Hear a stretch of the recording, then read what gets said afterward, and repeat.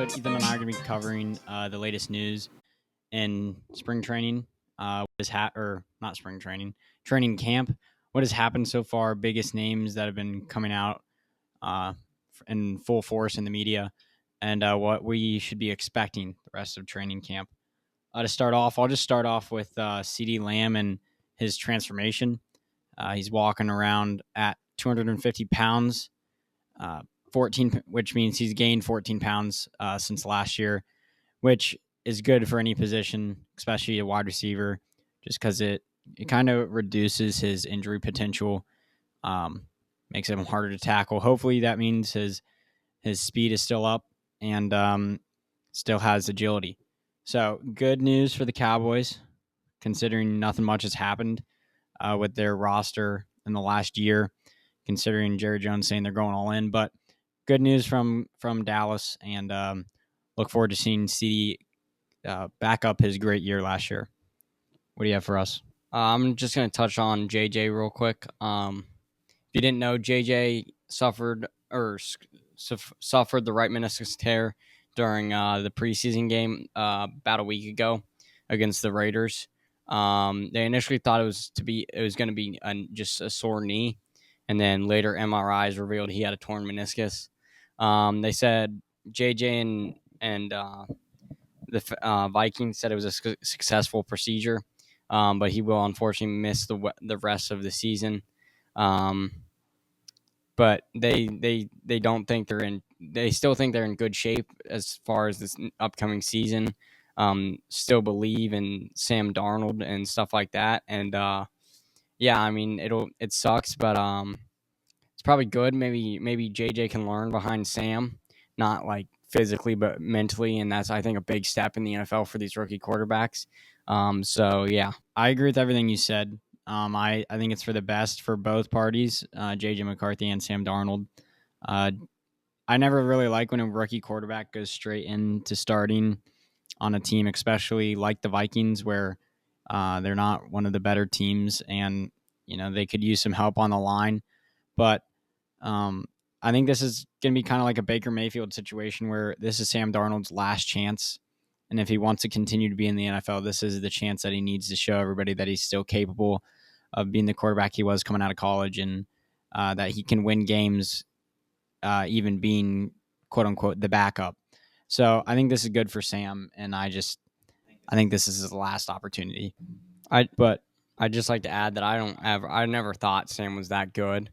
I always thought he was overrated. I didn't really like his play style coming out of USC, and I mean, he was good in college, but I just didn't think something about it just didn't seem right to me. And I think overall, I turned out pretty right. I'm going to take it over to Jahmyr Gibbs. He injured his hamstring in practice on Monday, so about 4 days ago.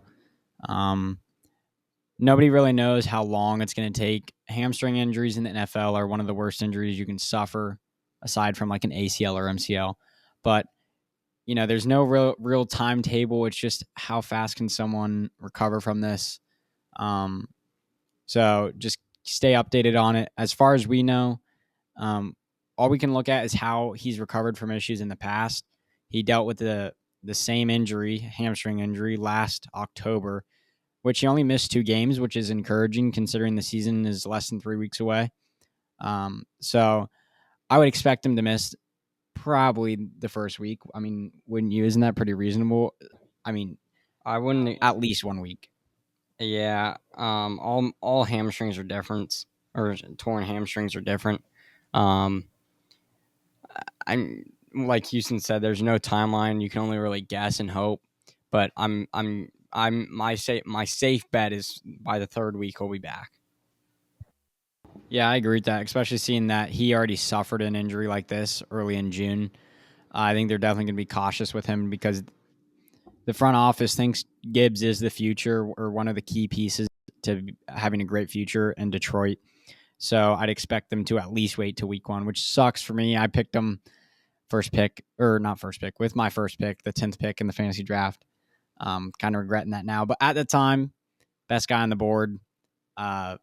Did not expect him to injure his hamstring, especially because he just had a hamstring injury. It sucks, but it's part of football. part of fantasy football as well. Real quick, I'm just going to touch on Matthew Judon. Pretty recent news, actually. The Falcons and Patriots have agreed on trading Matthew Judon. The Patriots gave up Matthew Judon, and the Falcons gave up a 2025 third-round pick. Falcons and Judon have not worked out a deal yet. Judon came off of before last year, 2 pretty good seasons, career high 15.5 sacks, and then the following season, 12.5 sack. Missed most of last year with a torn bicep, though. And then this will be good for the Falcons. They don't have an insane line, and the Falcons are just. I feel good about the Falcons this year. I really do. I think they're going to be a sneaky team. You're going to have to pay attention to them on your schedule.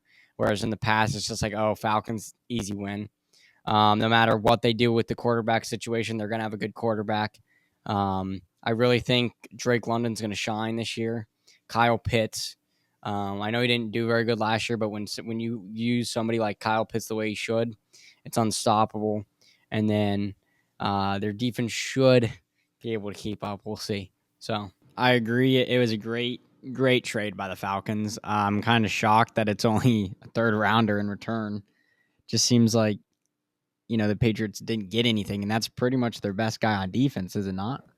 Yeah, it's just he's a little old. He turned 32 last Thursday, so. Okay, that's true, but I don't know. I don't know what's going on in the Patriots front office. They think they know what they're doing, but ever since Brady left, it's been a downward spiral. I agree with you. The Falcons are in probably the greatest place out of any franchise. Going into the season, they've had the best offseason. They got Kirk Cousins. They did make a very controversial pick with Penix in the draft, which still does not make sense to this day. Well, I don't think. I mean, yeah, it was the 8th pick, but they're looking on the future there. Cousins is getting old.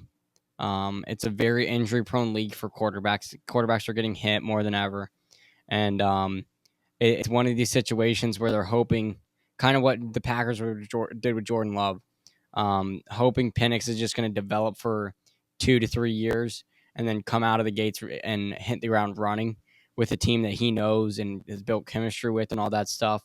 So, yeah, it was a little early to take 8th. I honestly think they should have just traded up for a deeper first-round pick and used other skill position for that pick.